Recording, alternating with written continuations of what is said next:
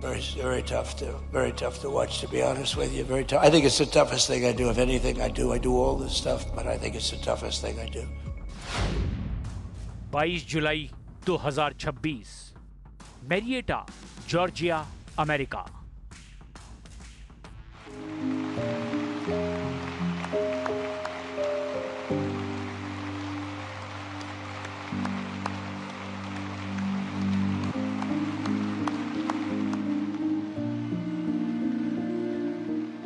ये सम्मान समारोह था। अमेरिकी सैनिकों की बहादुरी को सलामी देने का मजमा लगा था,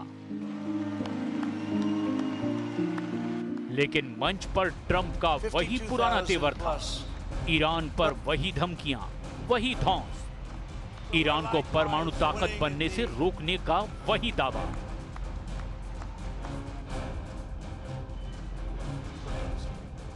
We don't need the Hormuz Strait, but we do it because we have to do it, because we cannot let Iran have a nuclear weapon. It's very simple.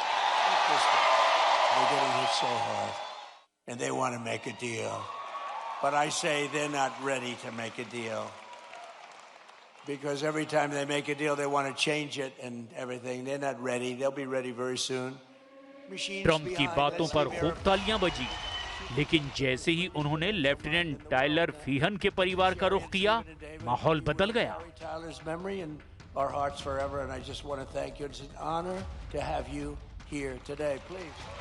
तालियां बजा रहे ट्रंप खुद इमोशनल हो गए, क्योंकि टायलर फीहन की family फूट फूट कर रो रही थी। ऐसे भावुक पल में ट्रंप कहने पर मजबूर हो गए कि ये उनकी जिंदगी का सबसे कठिन काम है। Very tough to watch, to be honest with you. Very tough. I think it's the toughest thing I do. If anything, I do all this stuff, but I think it's the toughest thing I do. But to Sherry and Stephen and David, we will carry Tyler's memory in our hearts forever. And I just want to thank you. It's an honor to have you here today. Please.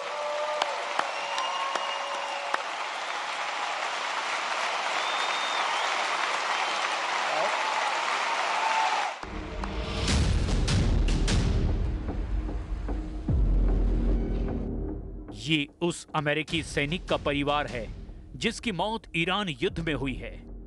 खाड़ी युद्ध से America में अब सैनिकों के ताबूतों की मात्रा बढ़ने लगी है।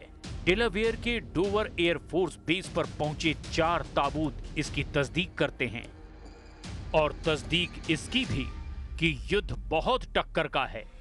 अमेरिका जितने बम मार रहा है, ईरान उतनी ही मिसाइलें फोड़ रहा है। अमेरिका जितने जंगी जेट से हमले कर रहा है, उससे 2 गुने ड्रोन फाइटर से ईरान पलटवार कर रहा है। ईरान दावा कर रहा है कि अमेरिका से वो आंख का बदला आंख से लेगा। खाड़ी देशों में अमेरिकी सैन्य अड्डों को बमबारी करके दहलाने के बाद ईरान ने ऑयल रूट वाला हमला तेज कर दिया है।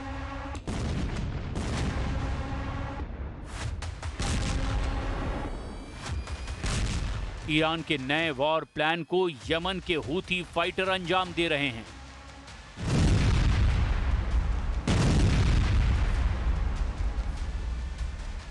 हूथी लड़ाकों ने सऊदी अरब के तेल जहाजों पर भयानक हमला किया, जिससे युद्ध का नया फ्रंट बन गया।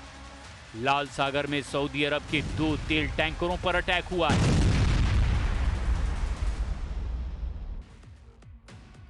अमेरिका अब ईरान में लास्ट ऑपरेशन की तैयारी कर रहा है।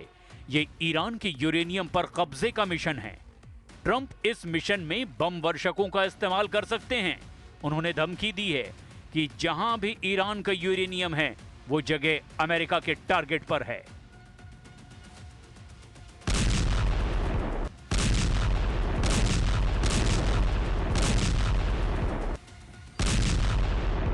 Do you believe that Iran has moved nuclear centrifuges into Pickaxe Mountain? It doesn't mean anything unless they have the material. You're talking about the centrifuges.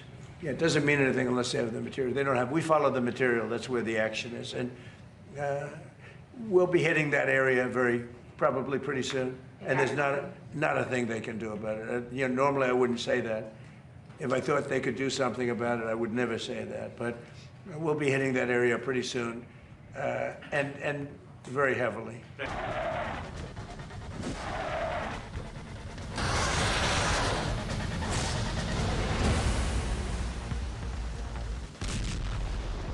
ये सच है कि ट्रंप ने ईरान पर B-2 बम वर्षक से हमला किया।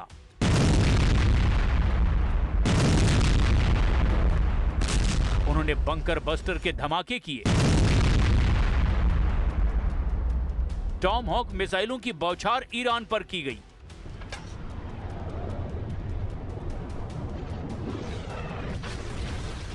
हाई मार्स से F-35 जेट से ईरान को पीटा गया।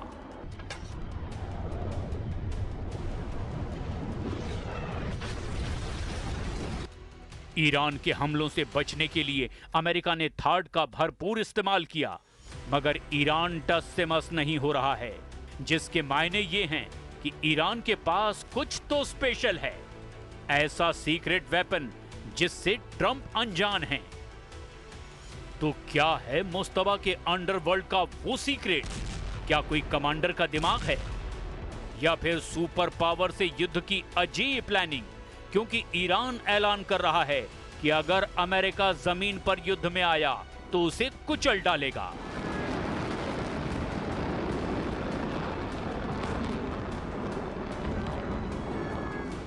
تبعاتش رو خواهند دید. فکر میکنم کسانی هستند در همون مناطق، تعدادشون هم کم نیست که لحظه شماری میکنند برای خوشامدگویی به این افراد.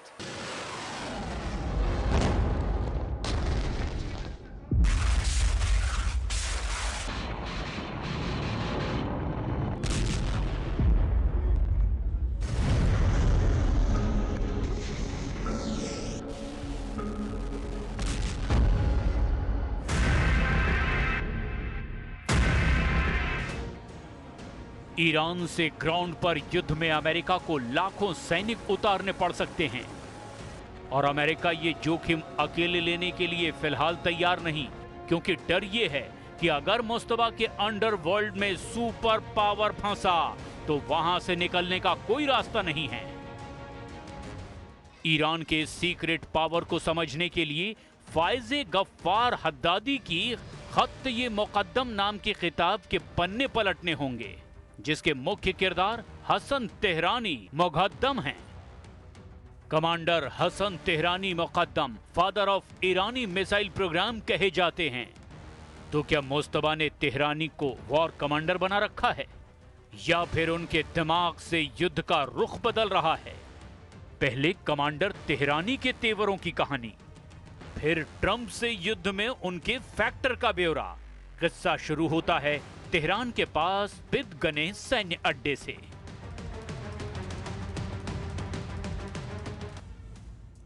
युद्ध काल में कमांडर तेहरानी ने ईरानी फोर्स की मजबूती के लिए तूफानी मिशन शुरू किया। 1982 में उन्होंने IRGC की पहली आर्टिलरी कॉर्प्स की स्थापना की। 1982 में एवाज में आर्टिलरी रिसर्च सेंटर की स्थापना तेहरानी की लीडरशिप में हुई। कमांडर तेहरानी ने अक्टूबर 1983 में IRGC के मिसाइल कमांड सेंटर की स्थापना कराई। अगस्त 1985 में कमांडर तेहरानी IRGC वायुसेना के कमांडर बने, जिसके बाद उन्होंने प्रॉक्सी ग्रुप के लिए मिसाइल यूनिट बनाना शुरू किया। 1987 में पहली ईरानी मिसाइल नाज़ियात मिसाइल को डिजाइन किया। अगस्त 1988 में MEK बलों के खिलाफ ऑपरेशन मेरसाद में IRGC की कमान संभाली। खत्ते मुकद्दम किताब बताती है कि ईरान के मिसाइल प्रोग्राम को सुपर सॉलिड बनाने के लिए कमांडर तेहरानी ने दूसरे देशों की भी खाक छानी। इसमें एक देश उत्तर कोरिया भी था, जिसके मिसाइल प्रोग्राम से तेहरानी प्रभावित थे। कमांडर तेहरानी ने उत्तर कोरिया से मिसाइल सीक्रेट हासिल करने के लिए गुप्त अभियान चलाया था। पश्चिमी मीडिया रिपोर्ट्स के मुताबिक साल 1985 में ईरानी संसद के स्पीकर अकबर हाशमी रफसंजानी ने उत्तर कोरिया का दौरा किया, जिसका मकसद इराक युद्ध के बीच मिसाइलों और सैन्य तकनीक का इंतजाम करना था। उत्तर कोरिया के साथ गुप्त प्लान के तहत ईरान ने मिसाइल प्रोग्राम के लिए फंडिंग की। बदले में ईरान को मिला ऐसा फॉर्मूला जिससे शहाब, फतेह, खैबर शेकन जैसी मिसाइलें बनाई गई। इन मिसाइलों को दुश्मनों से बचाए रखने के लिए मिसाइल सिटी का आइडिया भी उत्तर कोरिया ने ही ईरान को दिया। ये पूरा प्लान कमांडर तेहरानी ने बनाया था। इराक से युद्ध के बीच ही उत्तर कोरिया ने ईरान को मिसाइलों की सप्लाई शुरू कर दी थी। जून 1987 में भी ईरान उत्तर कोरिया की $500 मिलियन हथियार सौदे की रिपोर्ट आई थी। जुलाई 1987 से उत्तर कोरिया के स्कड बी मिसाइलों से ईरान धमाके करने लगा था। कमांडर तेहरानी की बुलेट प्रूफ प्लानिंग ने युद्ध का रुख पलट दिया था। 8 साल चली लंबी लड़ाई खत्म हो गई, लेकिन कमांडर तेहरानी रुके नहीं। उन्होंने ईरान के अंडरवर्ल्ड की बुनियाद रखी, जिसकी काट किसी दुश्मन के पास नहीं, क्योंकि ईरान ने पाताल लोक में ऐसे युद्ध मुख्यालय बना रखे हैं जिनकी तलाश किसी युद्ध से कम नहीं।